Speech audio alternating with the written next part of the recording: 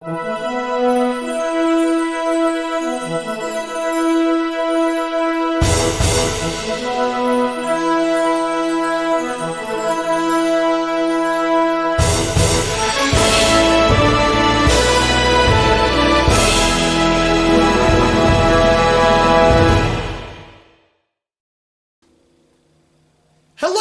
and welcome to another exciting edition of Hidden in the Universal Vault. I'm Ron, your host, and today, I'm welcoming you to my review of Hellboy Ghost Dad with Bill Cosby.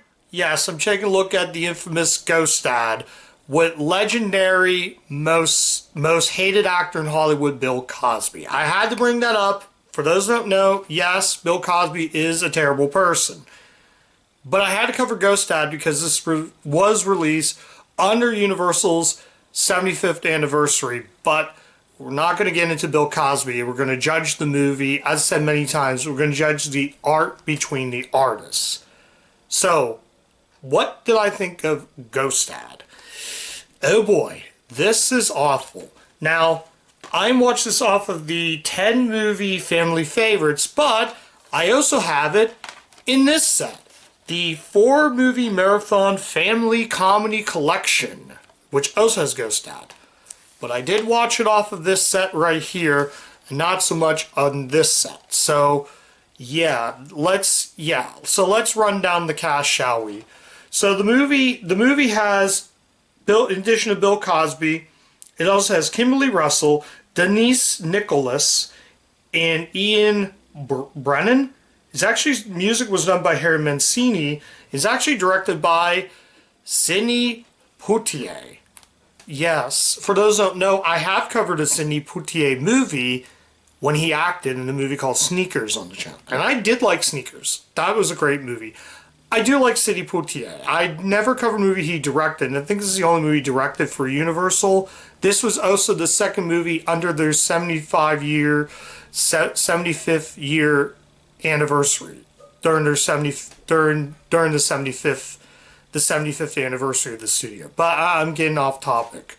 Let's actually talk about how bad Ghost Dad is. So I'm going to run down the plot right here. It says here, in this spiritual family comedy, a workaholic father, I believe his name is Elliot, which is played by Cosby, crosses over to a different world and must learn how to be seen and heard as a ghost in order to care for his 3 kids. Yeah, that's the sum of this movie. There's probably more about it. So let's talk about, let's get one positive out of the way. I think the visual effects are really good. I think for a movie that was made in 1990, the visual effects are really good. And sometimes they're good, other times they can be really like cheesy blue screen, green screen, whatever they use. That's the only positive of a movie that's completely bad. The problem again is Cosby is just not funny. He is just not that funny. Not that funny of a guy to carry over a comedy. Had this been to any other comic, this probably be funny. If Cosby wasn't a horrible person, this movie just would, I would cut it some slack. But the problem is, it's just not funny. So right at the beginning, in the beginning of the movie, we see them hovering over the city, and right off the bat, he has a tape recorder and telling his kids, "You got to get to bed." Cosby pops up. The next day, Cosby has to go to work. He almost falls on roller skates, which will play into near the end of the movie, but we'll get to that soon. So, he's sort of like that, but he thinks he's gonna, turn into a ghost, but not quite yet. Right off when he enters into the office, he's all of a sudden, the corny elevator starts ripping off. It rips off 3 times. The 3rd time, the elevator falls straight down. He makes it off there barely. So now we get a taxi driver who's this road rage driver. So Cosby tells him to slow down. It goes all... If you watch Doug Walker's review, The Nostalgia Critic, he actually pointed out that it goes all crazy taxi on us. I've actually watched a Nostalgia Critic review. I knew about this movie, but I never saw it back in the day, not even as a kid on VHS. I didn't know about it until, I believe, that 4-movie marathon. It was a Serious Selections release. That's how I knew about the movie. Then I bought it in the 4-movie favorites. Then I got to get in the 10-movie set because that's some other ones. So I technically own this movie twice. And it's just unfunny. So anyways, now he falls off the taxi thinking he's going to survive. He's dangling on the back of the door. So what happens? The taxi driver grabs the wallet and they all fall down. He thinks he's still alive. Nope, he's a ghost. A bus runs through, he's a ghost. So his kids know that they can hear him but can't see him. The catch is they have to turn off the lights to see him. If it's daylight, he's a ghost. When it's dark, he's not a ghost. So really, that's pretty much what this movie is. They back and forth, and he just makes these silly faces, and it comes off to be not funny, but more cringe. This would have been a solid but mediocre family movie. I do not know why this movie was even made. It should have never been made. And the fact that they also have Arnold Stang in the movie, who's most famous for Top Cat, by the way. And he was also in Hercules in New York as Pretzi. That's how I first knew who Arnold Stang was. So he's like freaking out that he sees a ghost. He's sort of dressed up like the Invisible Man, which I think it's an odd to Universal. The kids do watch Double Dare, the Nickelodeon game show, which is pretty cool, I will say. But it just comes off as just not funny. Cosby just doesn't have the humor that the movie is trying to be. And I'm going to tell you what, this is going to be on the worst list. The ending is so plausible. So now the kids know that he has to be in the dark, but none of his colleagues know he's a ghost. So they had to have the dark, and now he's back to just being a regular, ordinary person who goes into work, your everyday life, basically just like any other normal day. But where's the joke? Where's the joke? There's no joke in this movie.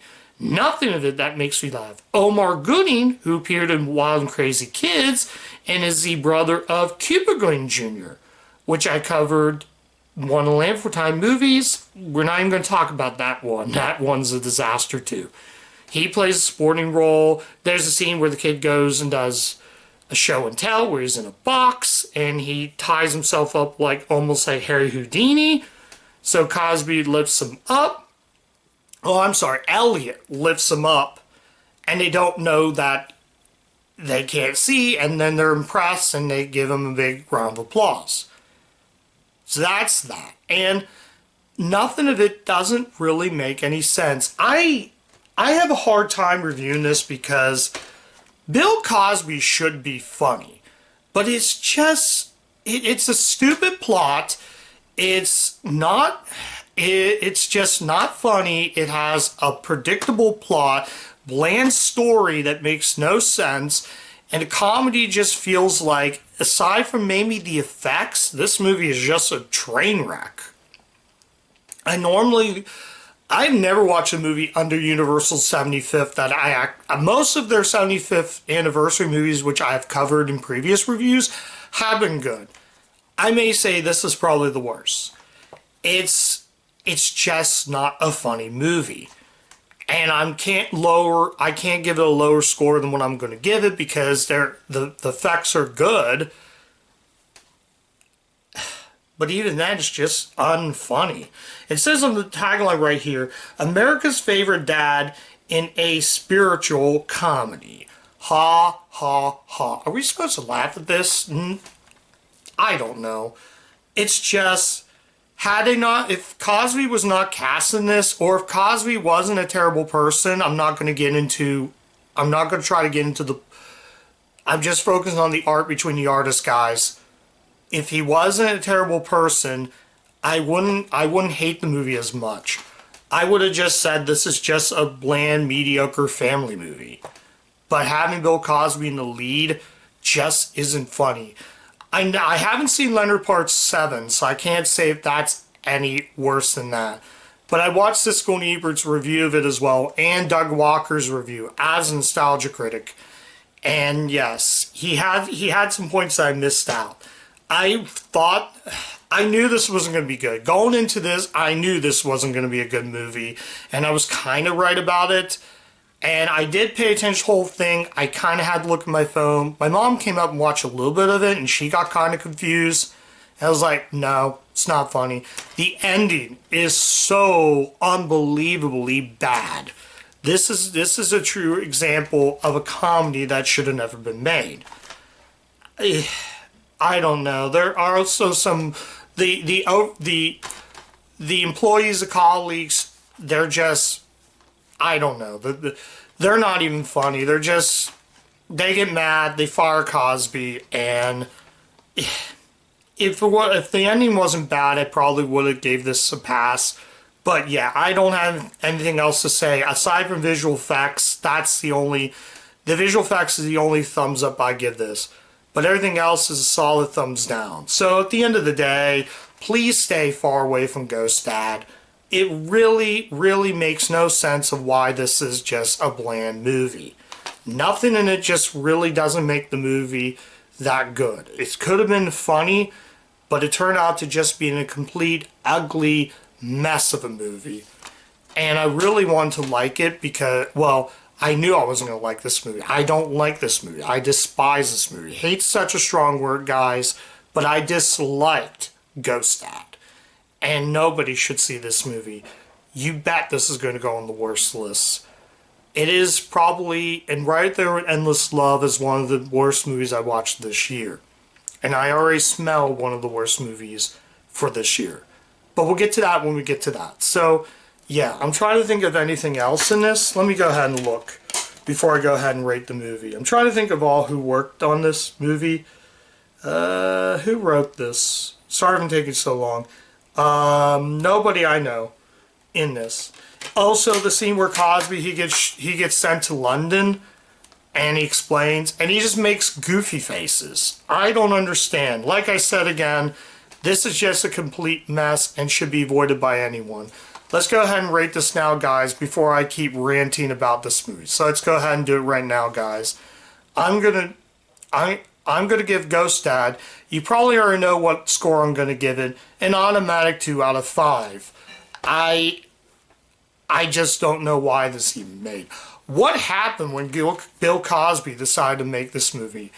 I don't know if he could look back and say, wow, I made one of the worst movies. He even admitted that Leonard Part 7 was terrible. I don't know if he admitted if this was terrible, if this was just a complete total train wreck.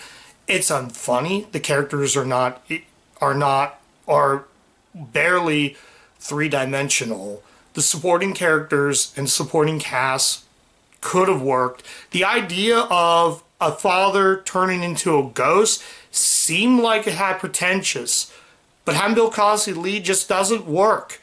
Had it been a better watch, this movie would have been good. If Bill Cosby was not involved and you were giving somebody like, I don't know, Chris Rock, or if they made a sequel to this movie, you could have got Chris Tucker if they made a sequel in this, but they didn't. And the ending is so believably bad, you'll know what I'm talking about. So, yeah, just do yourself a favor, guys. Stay far away from Ghost Dad. It makes really no chance of why this was even made from start to finish, and it was a total dumpster fire from start to finish. And I would say just stay away from Ghost Dad. It's just not worth watching. So, yeah, that's my review of Ghost Dad. Thank you guys so much for watching. If you do like the content of the channel, like, comment, subscribe, click the bell, ring the bell to get the video notifications so you don't miss a single video on the channel. I'm also Letterboxd, guys, so you can check what I rate the movie before I review it, and tons of other content. In addition to Universal reviews, I also have my collection updates, Vlog City, all that good stuff on the channel. So click the subscribe button, ring the bell to get the video notifications so you don't miss a single video on the channel. So yeah, once again, just stay away from Ghost Dad. It's not even worth watching. And it is definitely, let me look on the back here. How many, an hour and 24 minutes I'll probably never get back, but who knows. Like I said again, let me know what you guys think of Ghost Dad, because I know I won't be watching this ever again in my entire life. So yeah, that's it guys, and as always, keep watching those Universal movies.